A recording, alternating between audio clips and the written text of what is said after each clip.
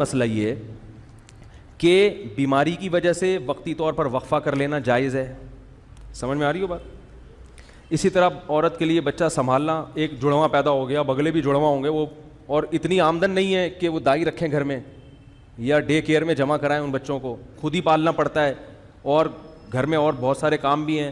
تو اس نیت سے اگر کوئی کرنا چاہے وقفہ تو اللہ کی طرف سے پابندی بولو بھائی نہیں ہے.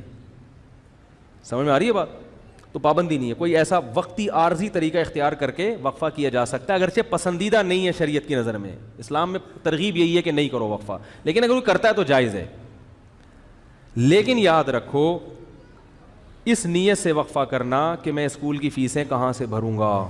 تمام علماء چاہے دیوبندی ہوں، بریلوی ہوں، اہل حدیث ہوں، چاہے وہ عرب ہوں، چاہے وہ عجم ہوں، اس پہ پوری دنیا کے علماء کا ایک اجلاس ہوا تھا، دلائل سے بحث ہوئی تھی. سب کا متفقہ فتویٰ ہے کہ اس نیت سے کہ میری جیب پہ بوجھ نہ پڑ جائے، اس نیت سے وقفہ کرنا حرام ہے، گناہ کبیرہ ہے، اللہ پہ الزام ہے، اللہ کے عذاب کو دعوت دینے والی بات ہے. اللہ کو غضب آئے گا. جس خدا نے تجھے پلا کے اتنا بڑا کر دیا، تو یہ سمجھتا ہے کہ تیرے باپ کی کیلکولیشن کی وجہ سے تو پلا ہے. اب تو اگلی نسل کو اس لیے روک رہا ہے کہ کھلائے، تو کھلاتا ہے یا میں کھلاتا ہوں. قرآن کہہ رہا ہے نحن نرزقکم، ہم تم کو بھی رزق دیں گے، وإیاہم، اور ان کو بھی. علماء کہتے ہیں غریبوں کے لیے نازل ہوئی ہے. اللہ نے پہلے ذکر کیا کہ تم کو بھی دیں گے، کیونکہ غریب کو ڈر ہوتا ہے میری روٹی نہ چھین لے بچہ، تو اللہ فرماتا ہے تجھے بھی ملے گا اس کی برکت سے، اور اس کو تو ملے گا ہی.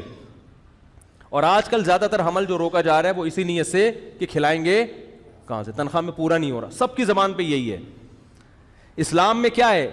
فیملی پلاننگ والے کہتے ہیں پہلے انتظام کرو پیسوں کا، پھر بچے پیدا کرو. اسلام کہتا ہے نا نا نا نا نا نا نا نا نا. غربت دور کرنے کا ذریعہ کیا ہے؟ نکاح اور اولاد کی کثرت، جو میں انشاءاللہ اگلے بیان میں احادیث پیش کروں گا اس پر. تو یہ دوسرا طریقہ جائز ہو گیا کہ سنبھالے نہیں جا رہے تو ٹھیک ہے، وقتی طور پہ روکا جا سکتا ہے.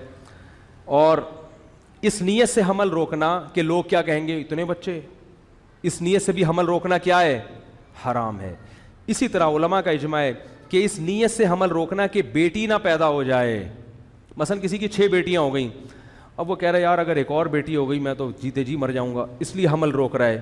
اس نیت سے بھی حمل روکنا کیا ہے؟ حرام ہے. کیونکہ آپ بیٹی کو کیا سمجھ رہے ہو؟ منحوس. اسلام میں یہ منحوس نہیں ہے. بیٹی کے خوف سے اگر حمل روک رہے ہو حرام. اور بہت سے لوگ اس لیے روک رہے ہیں کہ یار ایک بیٹا مل گیا، اب ہمیں ایسا نہ ہو بیٹی پیدا ہو جائے تو اللہ کا عذاب آئے گا. بھائی اس دنیا میں اللہ برکت چھین لیتا ہے. اور ایک آخری بات یہ کہ کسی بھی وجہ سے حمل روکا جا رہا ہو، آپریشن کر کے عورت کی بچہ دانی نکال دینا یا مرد کے لیے نس بندی کر لینا، تمام علماء